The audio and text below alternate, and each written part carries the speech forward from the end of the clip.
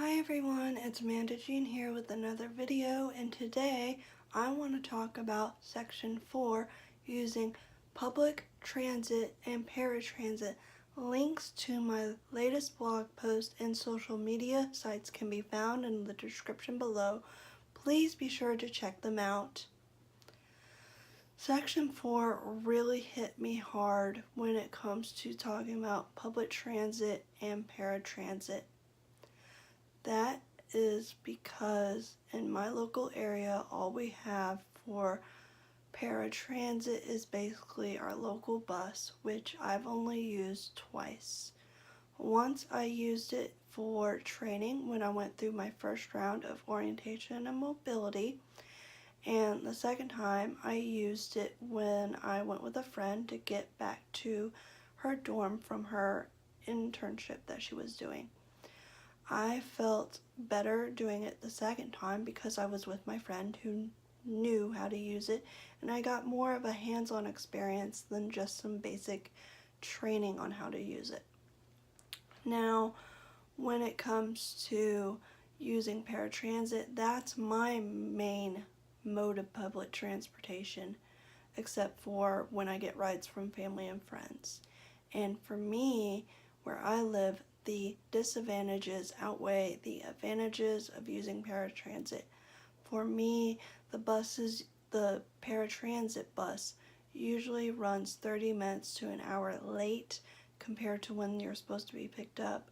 Sometimes you'll call in wanting to know where your ride is, and you're not even on the schedule even though you've called a few days in advance like you're supposed to get on the schedule. This makes living life challenging, but it's still doable. It's just about being flexible and enjoying the paratransit when it does actually work like it's supposed to. However, I have missed several appointments and things because of paratransit. I've missed dental appointments. I missed, doctor appointments, etc. because of that. So now I've learned to always have a backup plan to get to my appointments, such as a taxi or a friend or a family member to get around just in case.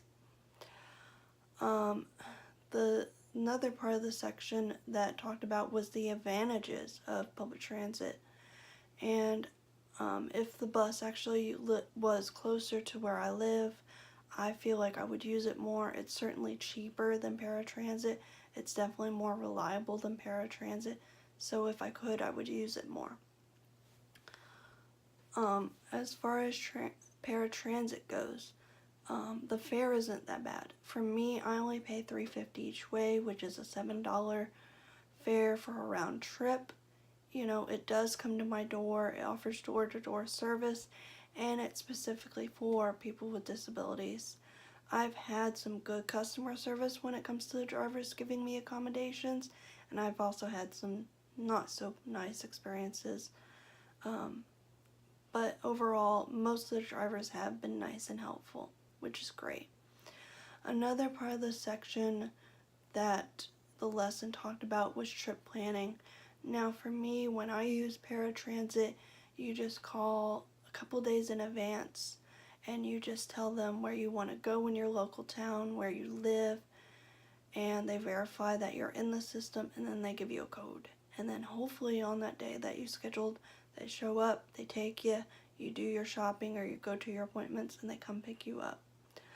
So I do like that feature. That feature is nice when it works. So planning for me as far as paratransit goes, it's very simple.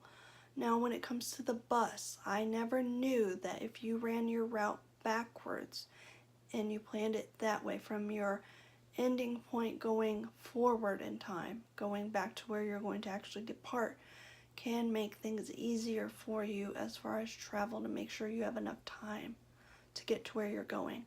So that's something I've learned. And the last section was resources as far as where to get information on this paratransit or the bus. For me, I learned about it through a local college community fair at my local university before I went into college, And then I learned more about the service when I was signed up with Division of Blind Services through my caseworker.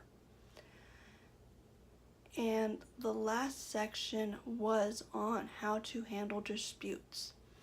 I learned there are several ways that you can keep track of disputes, problems that you're having with the service, and I hope that I will start being able to use these tips to help improve our local paratransit, because I know if it was much better, it would help me and other people in our community. Do you guys use paratransit? Do you guys use a bus? Do you use friends and family? Let me know down in the comments below.